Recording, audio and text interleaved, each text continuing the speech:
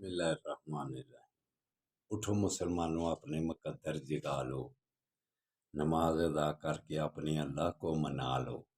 کھول کے دیکھ چشم دل آتا ہے لطف کیا نماز میں، ہر طرف آتا ہے نظر نور خدا نماز میں۔ دوستو برخوردار، اٹھو، اٹھ کر نوافل ادا کرو، فرائض ادا کرو۔ اللہ کے آگے گردنیں جھکا لینا ہی ہمارے لیے بہتر ہے۔ تو رمضان کا مہینہ ہے، اجر زیادہ عبادت کا ملتا ہے۔ نوافل پڑھیں تو فرائض کا ثواب، اگر فرض ادا کریں تو 70 فرضوں کا، اور جتنے خلوص سے پڑھیں، یہ نہیں کوئی 70 ہی ہے، لیکن جتنے خلوص سے اگر عبادت کریں گے درجے بڑھتے جائیں گے۔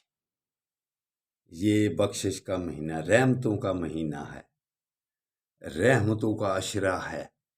اس عشرے میں اللہ کی رحمتیں حاصل کر لو۔ اٹھو، اٹھ کر اللہ کے آگے گردنیں جھکا لو۔ نبی کریم صلی اللہ علیہ وآلہ وسلم کا فرمان علی شان، اللہ کے جب نماز ادا کر لیں تو اللہ کے ناموں کا ورد کیا کرو۔ یا رشیدو، پھر ہر کام کی تدبیر آپ کے ذہن میں آ جائے گی۔ تو نماز سے فارغ ہونے کے بعد جب اللہ کے ناموں کا ورد کریں گے دل کو سکون بھی ملے گا۔ یا صبوروں کا ورد کرو گے تو دل کو سکون ملے گا۔ تو دوستو، سکون لینا ہے تو پھر گردنیں جھکانی پڑے گی۔ یہ نبی کریم صلی اللہ علیہ وآلہ وسلم کے فرمان علی شان کے مطابق رمضان ہم پر روزے فرض ہیں، پہلی امتوں پر بھی سب پر روزے فرض تھے۔ تو اس سے آدمی صحت مند بھی رہتا ہے اور عبادت بھی ہوتی ہے۔ تو معاف صرف اگر مسافر ہے یا بیمار ہے تو پھر روزہ معاف ہو سکتا ہے، پھر وہ بھی بعد میں رکھنا پڑے گا جب آپ تندرست ہو جائیں یا آپ کا سفر ختم ہو جائے تو پھر۔ لیکن آج کل تو اتنی سہولتیں ہیں، وہ سفر پہلے کے تھے جب ہم پیدل چلتے تھے، اونٹوں پہ چلتے تھے، گھوڑوں پر سفر کرتے تھے۔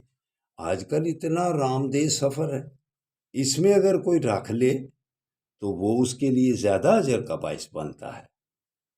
تو پریشانیوں سے گھبرانا، جب تھوڑی مصیبت آ جائے تو گھبرانا اور پریشان ہو جانا، یہ مسلمان کو زیب دیتا ہے۔ علامہ اقبال اس کے متعلق کیا خوب فرماتے ہیں، تمنائے آبروں کی ہو اگر گلزارے ہستی میں، تو کانٹوں میں الجھ کر زندگی گزارنے کی خو کر لے۔ جو حق بات پر ڈٹے رہتے ہیں، صحیح بات، اللہ اس کی عزت بڑھاتا ہے، اس کی آبرو بڑھاتا ہے۔ تو دوستو برخوردارو، اٹھو، اللہ کے آگے گردنیں جھکا لو اور اپنی خواہشات کو پیچھے چھوڑ دو۔ ایک اور جگہ علامہ اقبال کیا خوب فرماتے ہیں، نہ تخت و تاج میں، نہ لشکر و صبا میں، جو بات مرد کلندر کی بارگاہ میں۔ مرد کلندر جو بنتا ہے، اس طرح زندگی گزارتا ہے، اس کے دل کو سکون ملتا ہے۔ تو ہمارے بڑے سربراہ وہ کمزوروں کو تو دباتے ہیں لیکن فلسطین کی طرف رخ نہیں کرتے۔